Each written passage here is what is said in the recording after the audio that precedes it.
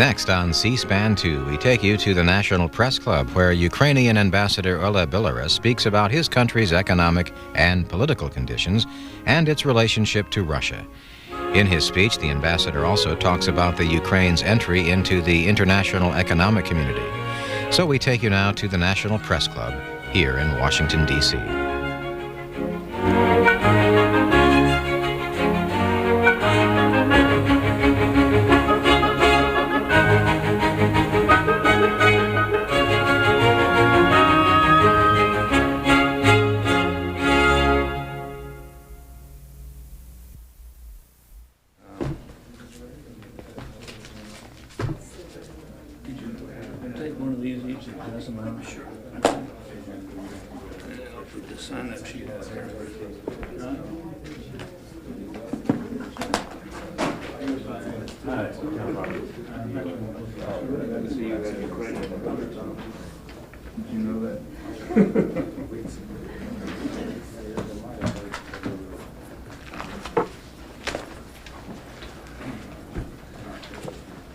We all ready?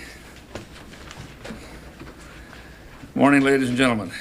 Welcome to the National Press Club and another morning newsmaker session. I'm Peter Hickman, freelance journalist, with a special treat today. As you know, we have the Ambassador of Ukraine, Oleh Bilorus, who has been here a short time. The talk today comes slightly after the first anniversary of Ukrainian independence. The new independence date is August the 24th, which marks their anniversary of the separation from the former Soviet Union. And prior to that, the independence date was January 22nd, before the Soviet Union, which dealt with the reunification, which marked the reunification of all Ukrainian territories. When I was talking with the ambassador, and I'd like to also introduce Dmitry Markov, the press counselor of the Ukrainian embassy, on what the ambassador would talk about today. Settled on Ukraine's entry into the international scene, relations with Russia, and the general political and economic situation. And I said to Dmitry, I said, don't you mean re-entry? And he says, no, I mean entry, because for the past 77 years we've been a part of the USSR. We're not an independent country, and before that it's just another situation. But today Ukraine is an independent, democratic country, and not only is it active on the international scene, it's active to the unfortunate extent of having 2 of its people killed and several wounded as part of a UN peacekeeping or force in the ex-Yugoslavia, trying to bring peace to that region. After Ambassador Bilorus talks, if you'd like to ask some questions, if I could ask you to please identify yourself by name and organization, and we'll go from there. Ambassador Bilorus, welcome to the Press Club.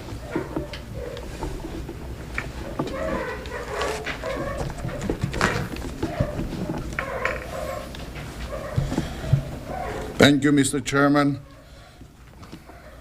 Distinguished colleagues, ladies and gentlemen, it's my pleasure and honor to speak to you here this morning. And first of all, I would like to introduce myself as the Ukrainian ambassador to the United States, and I would like to introduce the first, historically speaking, Ukrainian embassy to your country. In my capacity, morning newsmaker, I should state that the main news for today's press conference is celebration of 4th of August, celebration of the first anniversary of Ukrainian independent state. Ukraine, which was the only big country in the world having practically no real statehood for very many years, and centuries, finally had decided its historical destiny, voting unanimously for separation from the Soviet Union and for re-establishing of national statehood. Ukraine is a big European country with enormous economic, scientific, technical, and human resources, with a special role and place in the European and world structures. Ukraine is a democratic country which is ready to absorb more responsibilities for European and world affairs. The first anniversary of independent democratic nation Ukraine was greeted by the world community, by the international community, unanimously.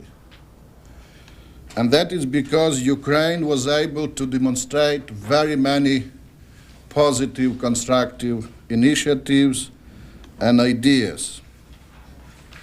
Actually, in spite of all problems, deep economic and financial crisis, negative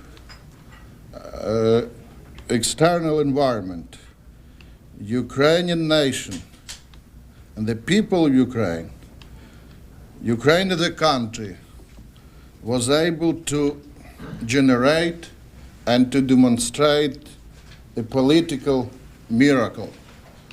That political miracle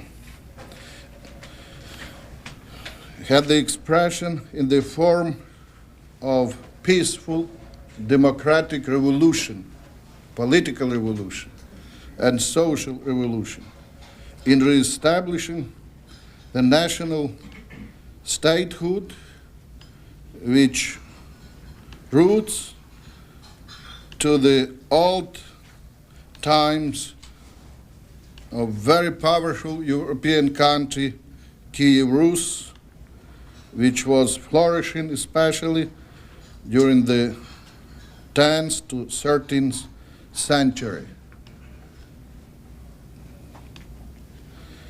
And when speaking on new appearance of Ukraine as the nation, the country, the state, on European and world scene, we should insist on the term definition, restoration of Ukrainian statehood,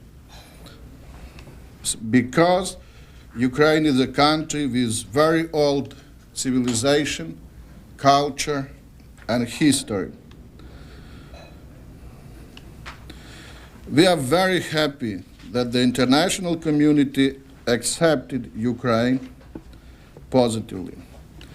At the same time, we are unhappy in many cases meeting some negative allergic reaction on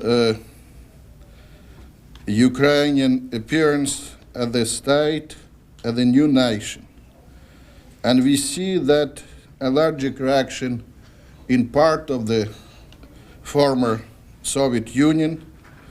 That is characteristic for some cycles in Russia, and even here in Western democratic countries. In 1917, Vladimir Lenin said that if we lose Ukraine, we will lose ourselves. In 1992, Mikhail Gorbachev said that it is impossible to imagine Ukraine separated from Russia because Ukraine is ours. But nevertheless, the 90% of the people of Ukraine, Ukrainians, Russian, Jewish, and all practically all nations and national groups, and we have more than 40 nations in Ukraine and more than 100 national groups in Ukraine, they unanimously voted for independent state and the guarantee of the national full difficult situation of transitional period from half colony within the biggest empire, last empire, to big European independent country. Frankly speaking, Ukraine being an independent European state, that's why the situation and the status of less known country is unacceptable for it and for all of us, Ukrainians, Russians, Jewish people, citizens of Ukraine. My government's policy and strategy is devoted to democracy and integration of Ukraine into European and world community. Ukraine is able and wishes to play constructive and positive role in the world affairs.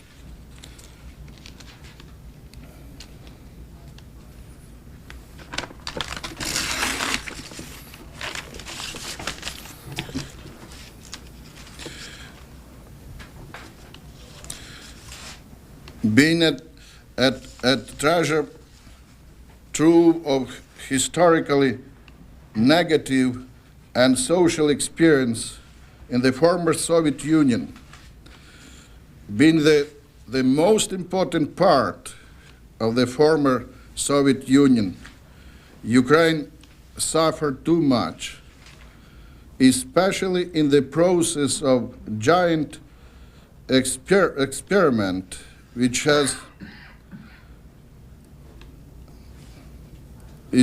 was very transparent especially in what not to do.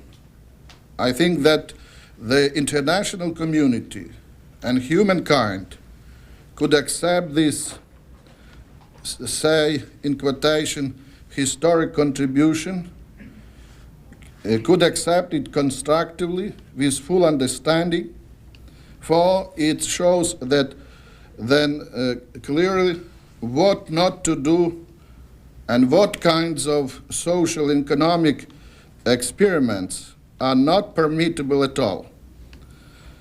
Now, democratic and pluralistic society in Ukraine is working hard under leadership of parliament and democratically elected national leader president to overcome the negative consequences of social feudalistic totalitarian system.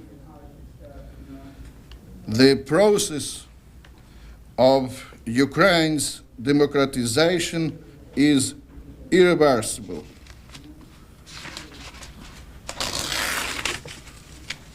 For to be successful in this historic work and historic path, Ukraine needs to be integrated into the system of international cooperation, political, economic, and humanitarian, in accordance to its new role and responsibilities in Europe and in the world, and in accordance with the new opportunities brought by new historic situation. My country, Ukraine, was able to generate political miracle, which I mentioned. And now we badly need one more miracle to be generated on Ukrainian soil. Maybe that is the most important product expected, that is economic miracle in form of transition from over-centralistic, state monopolistic national economy to socially oriented market economy.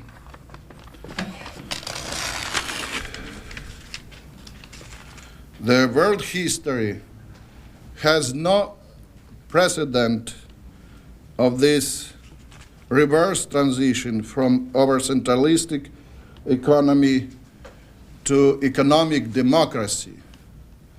But we have practically no alternative. The only hope and chance for Ukraine, as for very many other former Soviet Union republics, is to mobilize the full spectrum of economic initiative and economic activeness of its population.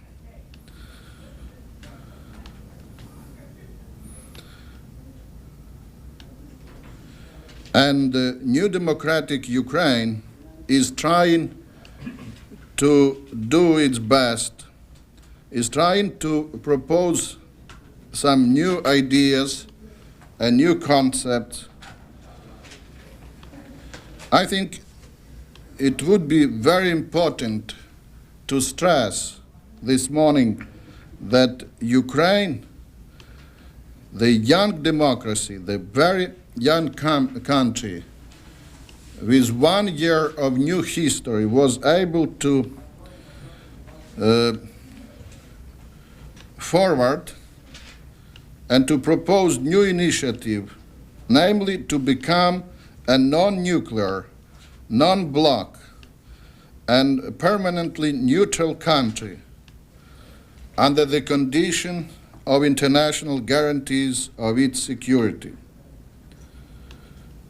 And the new national strategy of Ukraine, proposed by President Kravchuk, calls for national pacification, unity, consolidation and coalition in favor of new statehood, in favor of democracy, economic and social progress. President Kravchuk considers that the only possible way for Ukraine is to be integrated into the civilized community, means, first of all, disarmament and reconversion of Ukraine's national economy. It's not a secret that the national economy of Ukraine, because the imperial interest of the former Soviet Union was over-militarized. In sector of industry, the militarization of national economy of Ukraine is between 75 to 80%.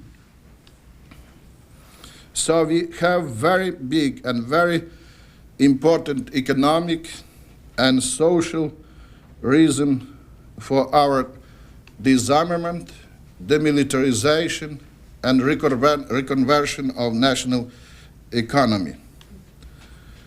Ukraine's national economy has been drained by arms-related expenditures.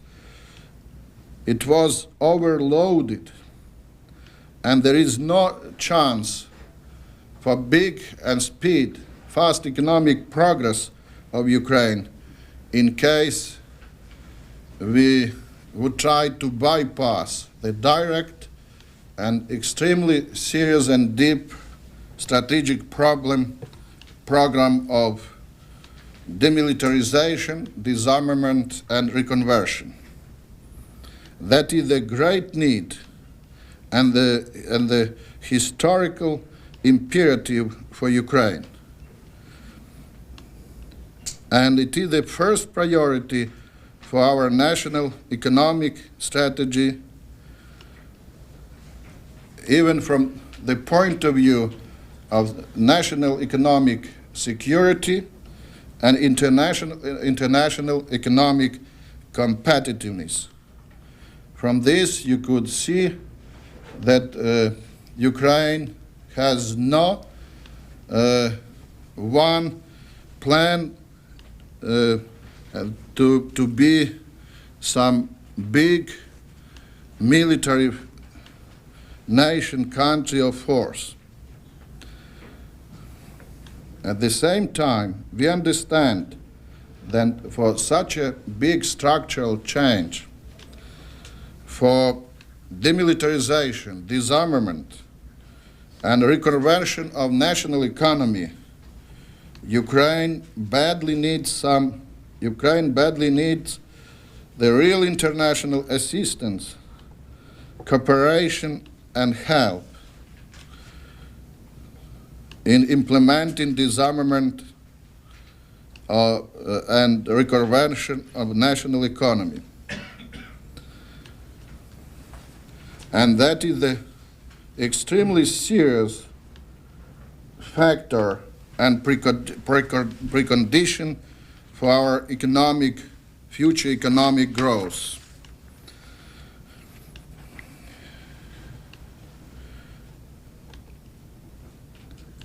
During the first year of its independence, Ukraine made an historically unprecedented move to disarmament.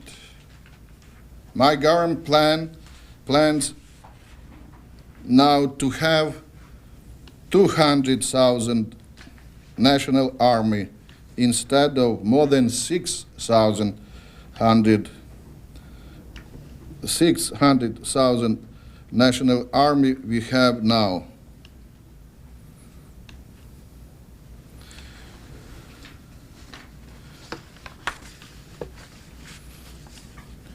And of course,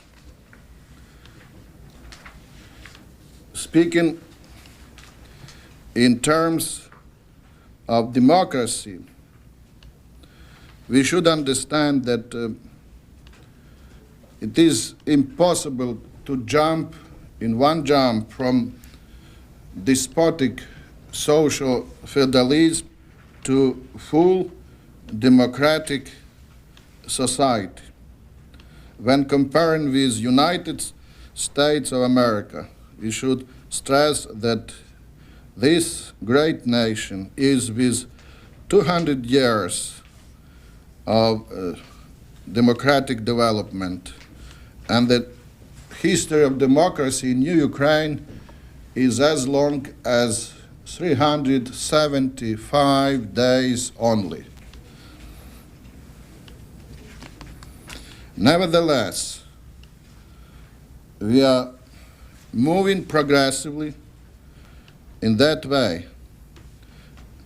During the first year of independence, Ukrainian parliament, democratically elected, produced more than 125 laws and legislative codes which made the return to totalitarianism impossible. My country now is ready to pass a new revolutionary constitution, the draft of which is now openly discussed by the nation. Ukraine was able to establish diplomatic relations with more than 130 countries during the first year of its independent existence. Ukraine was able to establish the direct diplomatic relations with about 90 countries. And the only problem we have now in Ukraine is the lack of material facilities for diplomatic missions in Kyiv, because they are growing too fast. Speaking on democracy, as a professional economist, I should stress the special role and place of so-called economic democracy. economic democracy in my country is developing now in form of radical economic reform. There is some bad myth here in United States of America and in Western democracy that Ukraine is too slow in the field of reformation of its national economy on the way of privatization, deetatization, demonopolization, and so on. Of course, all of us, we would applaud with bigger success in economic field. But we shouldn't forget that economic systems, they are with a very heavy dynamic inertia.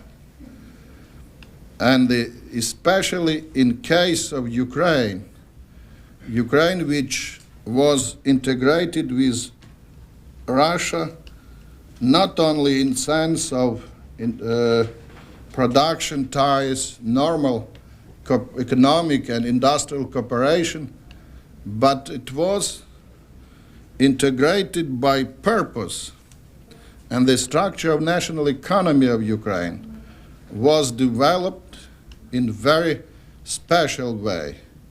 Ukraine was turned in the situation of chimney and blast furnace of the former Soviet Union, producing too much steel, too much weapons, too much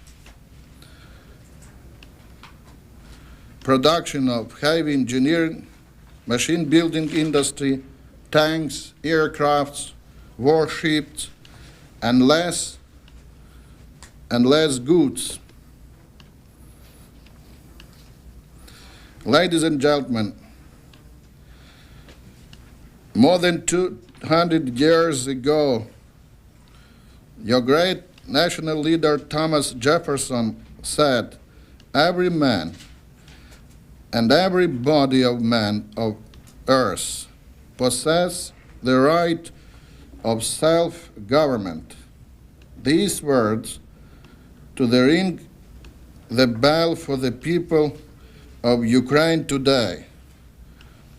But the word itself has a very special meaning for them after centuries of domination and decision-making from without.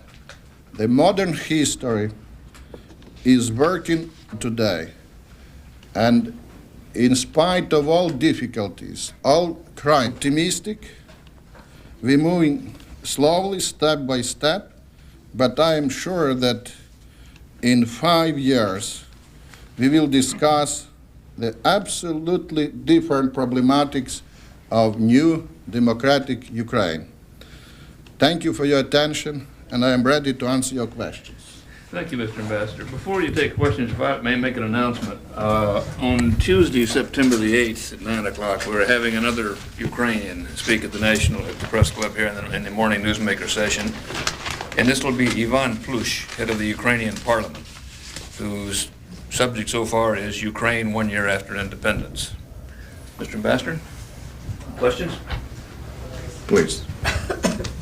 Please identify yourselves.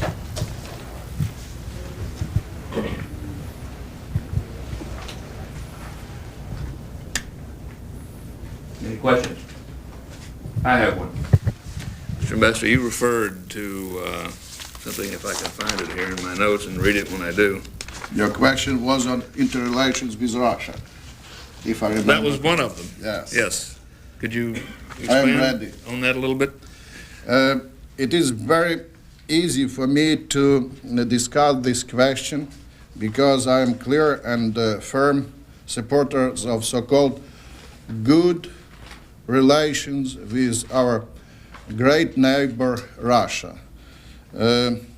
Several days ago, the newspaper Truth in Moscow has published my interview, and I stated that for Ukraine, Russia is the priority number one, because from economic point of view and even from political point of view, Ukraine is a very serious factor of democratization in Russia.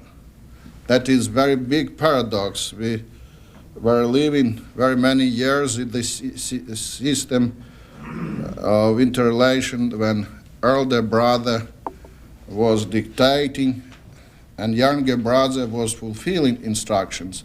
Now we are equal, we are partners, and the only problem is for Ukraine and for Russia. Ukraine should be recognized as a fully independent state and the equal partner.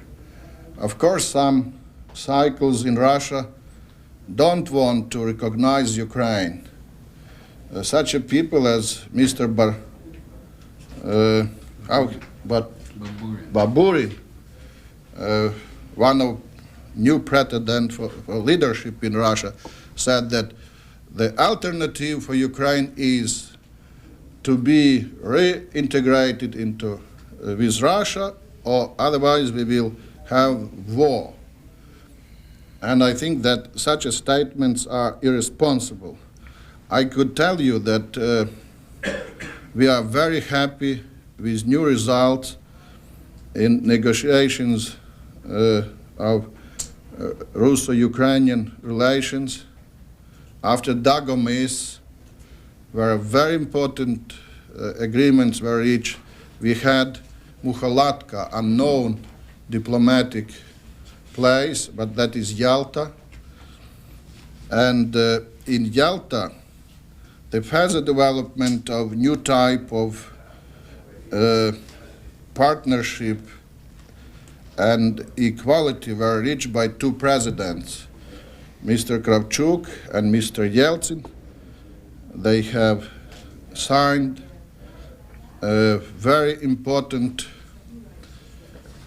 agreement in which, for the first time in history of Russo-Ukrainian relations, Mr. Yeltsin, president, named Ukraine as a great independent country. Now we expect for further development of good relations. They are preparing the Treaty on Friendship and Cooperation between Russia and Ukraine. At the same time, we have some different interests and different position as to the so-called collective security forces, and even to the destiny of commonwealths. Ukrainian position is that we prefer to develop our interrelations on bilateral basis with Russia. Thank you. Your question, please. My name is Joe Albright. I'm from the Cox chain of newspapers. Bring us up to date about the situation of the strategic nuclear weapons still stationed in Ukraine. Are those still under the command of General Shapashnikov? And secondly, maybe you can give us statistics as to how many of the missile warheads are still there, how many of the bomber warheads are still there?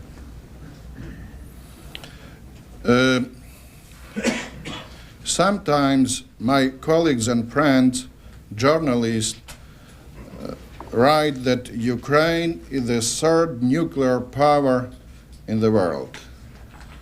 That is a little bit with exaggeration. Ukraine has a part of nuclear weapons, including strategic, as the successor of the former Soviet Union. Nowadays, we have a little bit more than 170 strategic missiles, and you could multiply on 10 in average to obtain the real figure of so-called warheads. And they are under command of Mr. Shaposhnikov.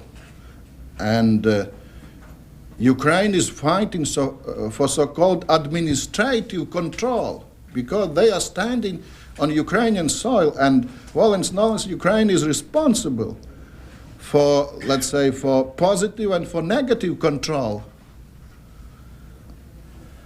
And as I told 10 minutes ago, Ukraine's state doctrine and national strategy is to dismantle and to destroy all strategic missiles, but on Ukrainian territory.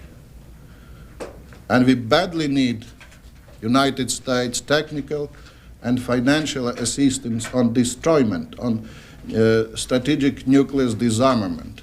About a year ago, Senator Nunn and others in the Senate put through a bill to give some sort of monies to republics of the former Soviet Union to help in the dismantlement process. Has any of that money actually reached the Ukraine? Are you actually putting up a dismantlement facility? Unfortunately, no one penny was reached Ukraine for the moment. And now we are negotiating the new, let's say, project and program of which would be devoted directly to disarmament in Ukraine. And the United States administration is positive on that. Why has no money reached you yet? Because, politically speaking, all of that was over-concentrated and over-focused on one country interest. Let's be open, on Russia interest. And we have what we should have. We have Russian aid bill instead of freedom support, as it was planned from the very beginning. Now we are insisting on, let's say, more balance in that, and we meet some understanding from administration in this. And I think it is understandable, because it's not Ukraine's interest only. It's a problem of international security. Your question, please. Warren Rogers, Associated Features. How do you plan, what sort of schedule do you have for going from 600,000 to 200,000 in the armed forces, and what period of time will it take?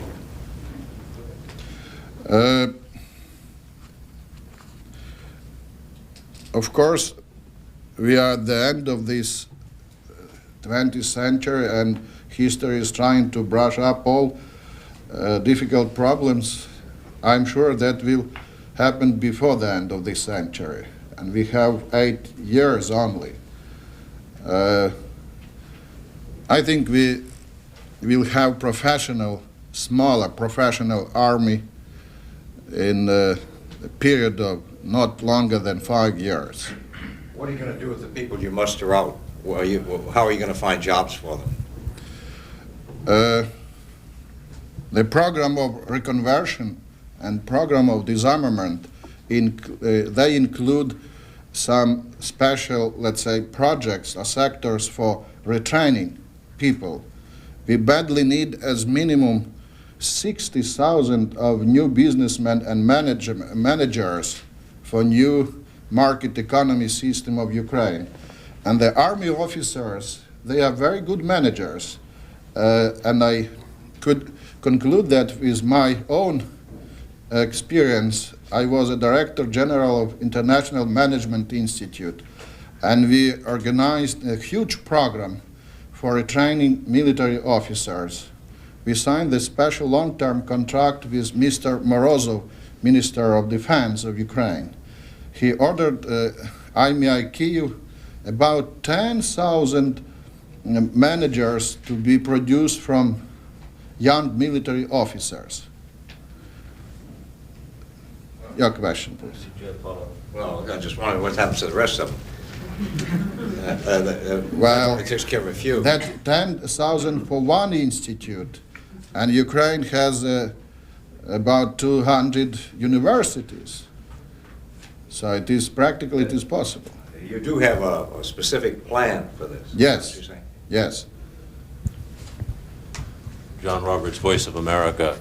I understand that you and Russia have agreed that the Black Sea Navy is to be divided equally between you. Does that also apply to any nuclear weapons that are contained in on those Navy ships? In average, maybe we could agree on this 50% to 50% distribution, but the principle of distribution is a little bit different. Two presidents took time, some 3 years. During this period, the Black Sea Fleet, a so-called major fleet of the former Soviet Union, will be cut at a minimum 2 times in very natural way, because very many warships are obsolete, they are old, very many officers are ready to go on pension, and so on and so on. And during this period, starting from this year, they will divide that Black Sea Fleet following some national interest and structure, real structure of that fleet. So that was the first part of your answer, 50 to 50. I'm not sure that will be 50 to 50. My impression was, I was with Mr. Kravchuk, president in Mukhalatka, about 20 days ago. My impression was that the proportion will be a little bit different. Frankly speaking, Ukraine doesn't need such a big fleet in Black Sea, because Ukraine's initiative was to arrange this non-nuclear Black Sea zone. And that's why Ukraine needs Black Sea only for principal reason and to secure the very long sea coast of about 3,000 kilometers long. If you have some second part, you should repeat it. Do I understand that the Ukrainian part of the fleet will be non-nuclear? Oh yes, no doubts, Okay. no doubts. Ukraine, after Chernobyl, Ukraine is very firm in that. We don't need nuclears on our territory. We don't need to repeat Chernobyl tragedy. And the other part is that you're saying that... And we started, excuse me, for you to relax a little bit, we started to study Swiss system of neutralism very intensively. And you're suggesting that the Ukrainian government may end up with something less than 50% of the overall fleet? Not less. Not less, more? Not less. Then you'll have some more than 50%? It depends how you calculate. If you calculate in terms of figure existing now, or if you calculate it in the figure as it will be in 3 years, it's premature to say. But anyway, Ukraine will have main part of Black Sea Fleet because all infrastructure, including communications, control systems, all infrastructure would be divided, of course, in favor of Ukraine.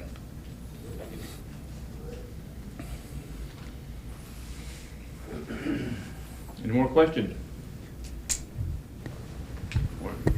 About a year ago, the Ukrainian economy was hurting because it has not been given contract renewals by the factories in Russia, which had traditionally ordered many components of mainly military products. What is the situation this year? Are you getting orders from within Russia? Are your factories in the Ukraine finding that they're getting these contracts renewed? Ukrainian military-industrial complex is, practically speaking, is jobless now, and we have the huge reserves of production capacities and production space. That's why, when speaking to American business, all times I try to show that that is a business opportunities. Are the Russians buying anything yes, from you? And you have the production capacities, and you have very skillful labor there, and But are very cheap. Are the Russians buying as they have traditionally? No, we have some problem with that. They cut they order dramatically. And even this year, they're not buying anything. And even this year.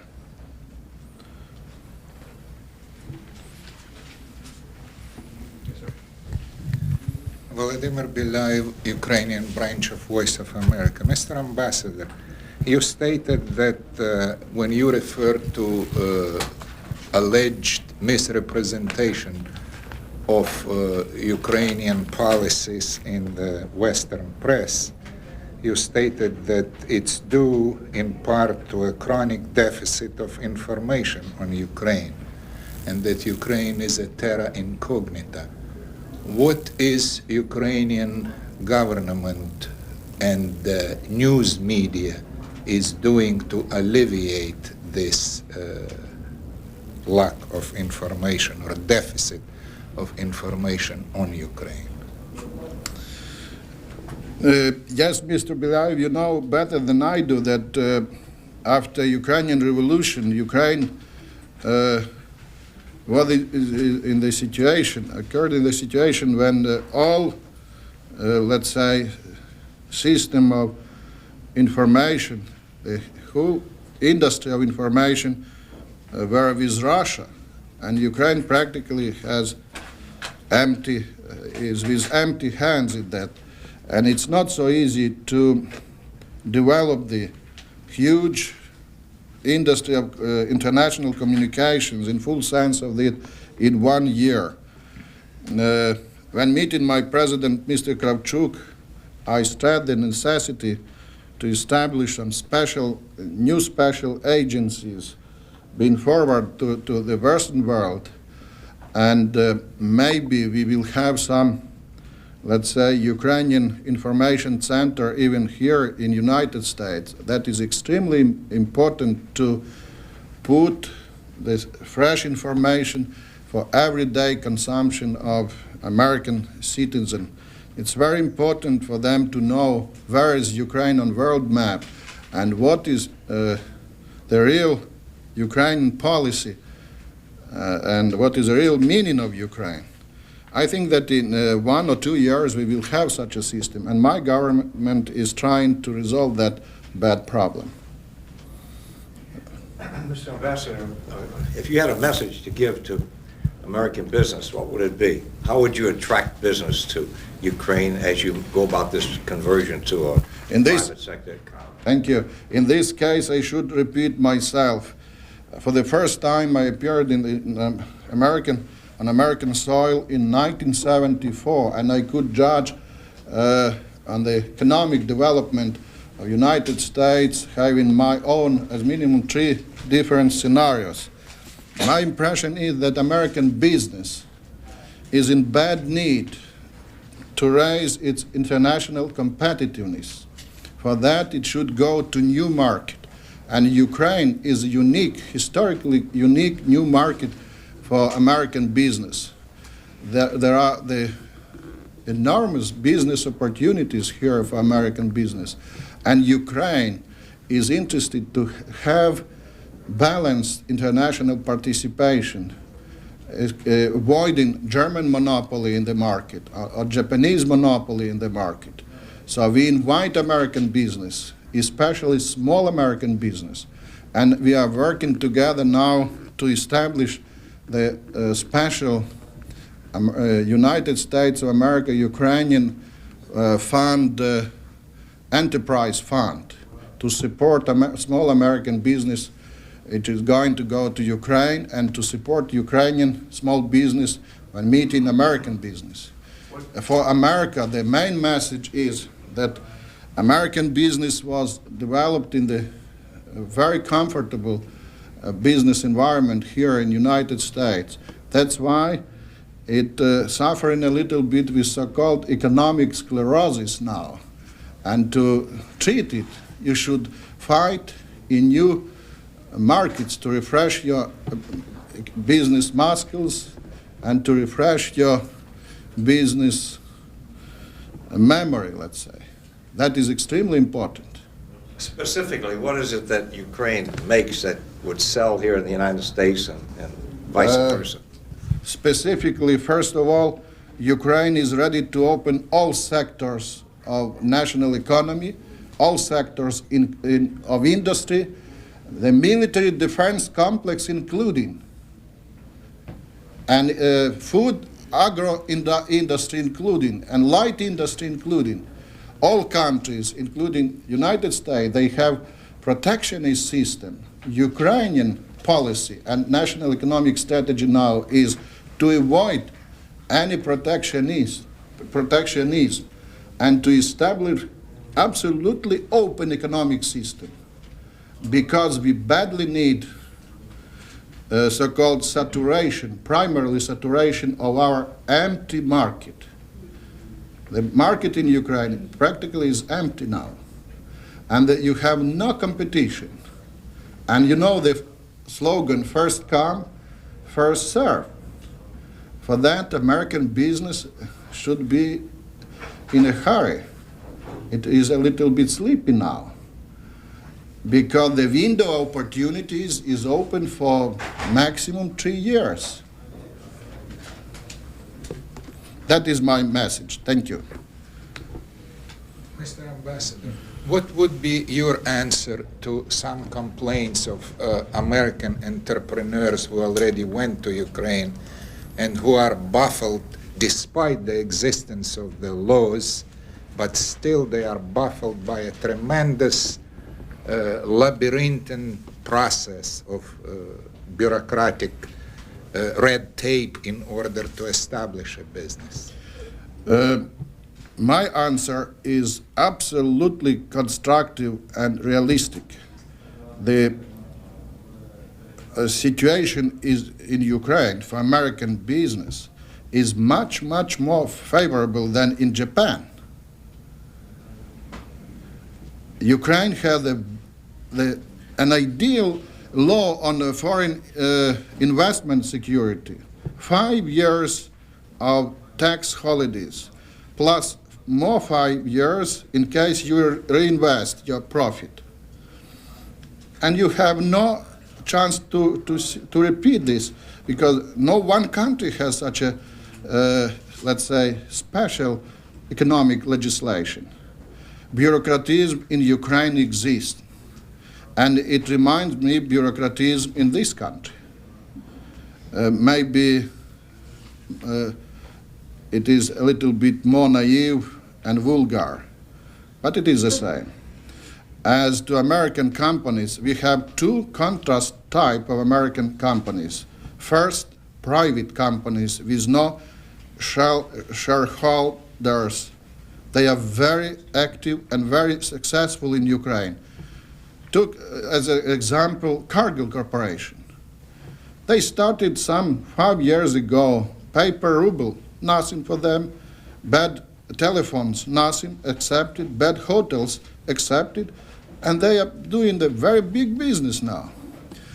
And the companies, corporations with thousands and 100,000 of shareholders, they unfortunately orient for today profit, for hot money, and it's impossible to obtain, to produce profit for yourself. You should warm up your sector and segment of market there. You should establish partnership. You should produce goods, and then you will have, so you should be long-term oriented. And that is a problem for very many American companies. Less for small business. That's why, when speaking to President Bush who asked me what would be the main factor of future economic growth in Ukraine, I said, small business. I said, great, I am of the same opinion. And that is the real force for Ukraine, so-called economic activeness of population, and for American business. In Ukraine, the problem is that we should bypass the huge, giant state industrial sectors. They are dead from the point of view of quick economic restoration and recovery and quick economic progress. They are too heavy and too specific because majority of them are in military sector. We should bypass them, organizing the quick economic development through coups, joint ventures, and small enterprises. Any more questions? Mr. Ambassador, thank you very much. Thank you. We hope to see you back in a year or two or sooner to get some progress reports. Of course, I'm sure. I assure you. Thank you.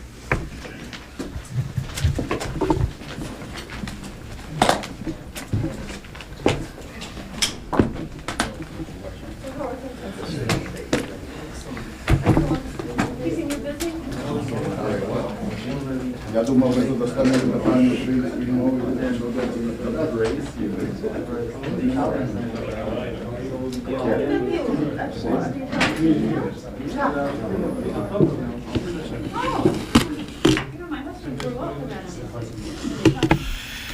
Join us for this week's edition of Book Notes on C-SPAN 2. Our guest will be author Terry Eastland, former Director of Public Affairs at the Justice Department. Mr. Eastland will join us to talk about his recent book, Energy in the Executive, The Case for a Strong Presidency. Book Notes will be seen on Monday beginning at 2:30 a.m. Eastern Time. That's 11:30 p.m. Pacific Time, Sunday night. You can also watch Book Notes on C-SPAN, our companion network, Sunday night at 8 and again at 11 o'clock Eastern Times.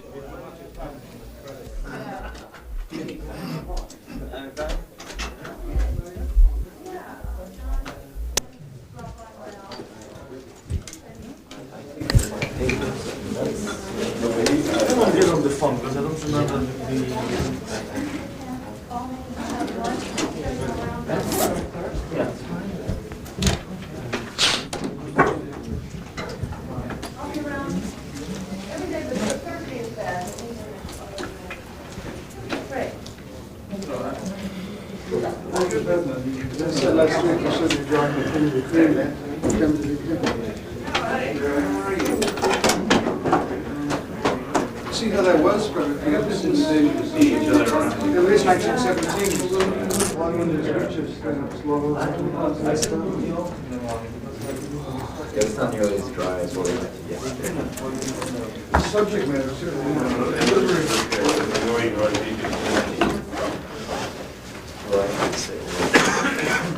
yesterday was painful.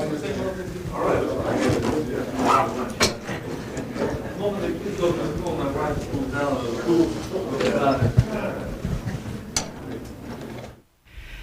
During this campaign season, C-SPAN's Election 92 mug is available for